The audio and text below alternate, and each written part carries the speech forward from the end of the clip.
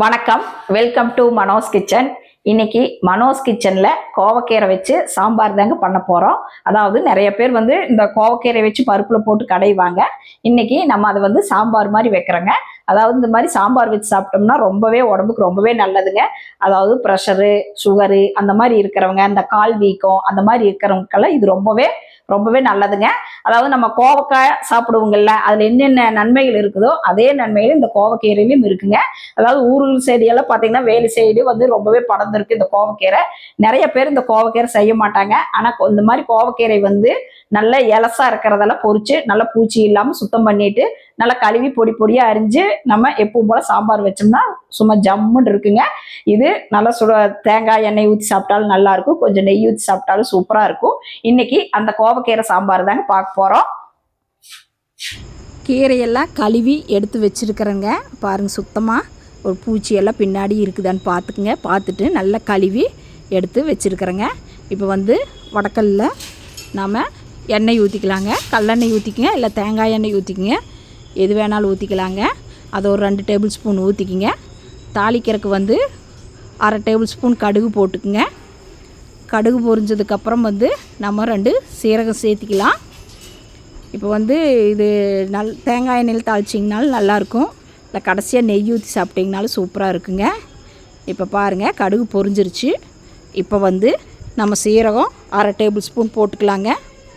சீரகம் பொரிஞ்சதுக்கப்புறம் சின்ன வெங்காயம் ஒரு கைப்பிடி அளவு, பூண்டு ஒரு 5-6 பல் கட் பண்ணி வச்சுருக்கிறேன், பச்சை மிளகாய் ஒரு 2 பச்சை மிளகாய், அதே மாதிரி சின்னதாக ஒரு தக்காளிங்க, இதெல்லாமே அரிஞ்சு வச்சுருக்கிறேன். இது எல்லாமே ஒவ்வொன்றா சேர்த்திடலாம்.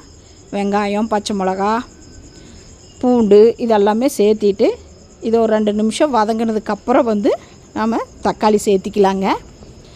அதாவது தக்காளி சேர்த்தாமல் பண்ணாலும் நல்லா இருக்குங்க. அதுக்கு வரமல்லி எல்லாம் போட்டு செஞ்சோம்னா நல்லாயிருக்கும். இன்றைக்கி நான் வரமல்லி போடலை, சாம்பார் மாதிரி வைக்கிறேங்க. இந்த மாதிரி வச்சு சாப்பிட்டாலும் சூப்பராக இருக்குங்க. சுட சுட சாப்பாடோட இந்த கீரை நல்லா கெட்டியாக வச்சுருந்து நல்ல ஒரு கரண்டி எடுத்து சுட சுட சாப்பாட்டு மேலே போட்டு நெய்யோ இல்லை தேங்காய் எண்ணெயோ ஊற்றி சாப்பிட்டிங்கன்னா டேஸ்ட்டு சும்மா சூப்பராக இருக்கும். இதுக்கு பொரியலெல்லாம் எதுவுமே வேண்டாம், ஒரு அப்பளம் மட்டும் இருந்தாவே போதுங்க. இப்போ பாருங்கள், தக்காளி நல்லா வணங்கிருச்சுங்க. நல்லா தக்காளி வணங்கினதுக்கப்புறம் இந்த கீரையை நல்லா பொடி பொடியாக அரிஞ்சு வச்சுக்குங்க. நல்லா நான் ஒரு 100 கிராம் பருப்பு வேக வச்சு வச்சுருக்கேன். அதுக்கு ஒரு 2 கைப்பிடி அளவு கீரை எடுத்துருக்குறேங்க. இந்த கீரை பார்க்குறதுக்கு தான் இவ்வளவு இருக்கும், வணக்கணும்னா கொஞ்சமாயிருங்க, நல்லா சுருங்கிரும் கீரை. அதனால் கீரை நல்லா அதிகமாகவே போடலாங்க. பாருங்கள், இப்போ நல்லா கீரை நல்லா வணக்கியாச்சு. வணங்கினதுக்கப்புறம் பாருங்கள், ரொம்ப கம்மியாயிடுச்சு பாருங்கள் கீரை. இப்போ கீரை வேகிறதுக்கு கொஞ்சமாக தண்ணி தெளிச்சுக்கலாம். இப்போ பாருங்கள், கீரை நல்லா வணங்கிருச்சுங்க. கொஞ்சமாக தண்ணி ஊற்றிக்கலாங்க. ஊற்றி கீரை வேகட்டும். ஒரு 2 இந்த கீரை முத்துனதாக இருந்ததுன்னா ரொம்ப நேரம் ஆகுங்க வேகிறதுக்கு. கொஞ்சம் இந்த கீரை பொறிக்கையிலேயே கொழுந்தாக பொரிச்சிட்டிங்கன்னா நல்லாயிருக்கும் டேஸ்ட்டு. வேகிறதுக்கு ஈஸியாக இருக்குங்க, சீக்கிரமாக வெந்துடும் கீரையும். இப்போ பாருங்கள், கீரை ஒரு 2-3 நிமிஷம் ஆயிடுச்சுங்க, நல்லா வெந்துருச்சு. அதுக்கு நம்ம காரத்துக்கு கொஞ்சமாக மிளகாத்தூள், நான் ஒரு 1/2 டேபிள் ஸ்பூன் மிளகாத்தூள், 3/4 டீஸ்பூன் சாம்பார் தூள் சேர்த்து வைக்கிறேங்க. இது நல்லா கொதிச்சதுக்கப்புறம் நான் பருப்பு வேக வச்சு மஞ்சத்தூள் விளக்கெண்ணெயும் போட்டு வேக வச்சு எடுத்து வச்சுருந்தேன். இப்போ அதையும் சேர்த்திட்டுங்க. இப்போ பாருங்கள், நல்லா கலந்து விட்டுறலாம். இப்போ பாருங்கள் எவ்வளோ கெட்டியாக நல்லா இருக்குது பாருங்கள், சூப்பராக இருக்குங்க. இந்த மாதிரி செஞ்சு சாப்பிடுங்க. கோவக்கீரை பொரியலும் கூட பண்ணலாம். பொரியல் பண்ணால் கூட சாப்பிட்றதுக்கு கொஞ்சம் மென்று சாப்பிட்றது கஷ்டமாக இருக்கும். இந்த மாதிரி பருப்பில் போட்டு இல்லை கடைஞ்சோ இல்லை சாம்பாரோ வச்சு சாப்பிட்டிங்கன்னா மென்று சாப்பிட்றதுக்கு நல்லா ஈஸியாக இருக்கும். பாருங்கள், நல்ல ஒரு கொதி வந்துருச்சு. இதுக்கு தேவையான அளவு உப்பும் போட்டுடலாங்க. அவ்வளோதாங்க, சாம்பார் சுட சுட கீரை போட்டு ரெடி ஆயாச்சு. நீங்கள் இதே மாதிரி முருங்கைக்கீரையும் கூட பண்ணலாம், நல்லாயிருக்கும்.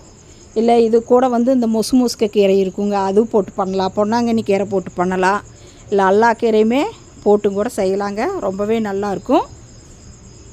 நீங்களும் வீட்டில் இதே மாதிரி செஞ்சு பாருங்கள். அதாவது கடைசியாக தேங்காய் எண்ணெய் ஊற்றி அடுப்பை ஆஃப் பண்ணிடலாங்க. சுட சுட சாப்பிடும்போதும் கூட நீங்கள் தேங்காய் எண்ணெய் ஊற்றிக்கலாம். இல்லை இப்போவே ஊற்றிட்டிங்கனாலும் நல்லாயிருக்கும். அந்த டேஸ்ட்டும் மணமும் வாசமும் ரொம்பவே நல்லாயிருக்கும். அவ்வளோதாங்க, நம்மளுடைய கோவக்கீரை சாம்பார் ரெடி ஆயிடுச்சு. இன்றைக்கி கோவக்கீரை வச்சு எப்படி சாம்பார் வைக்கிறதுன்னு பார்த்தீங்க.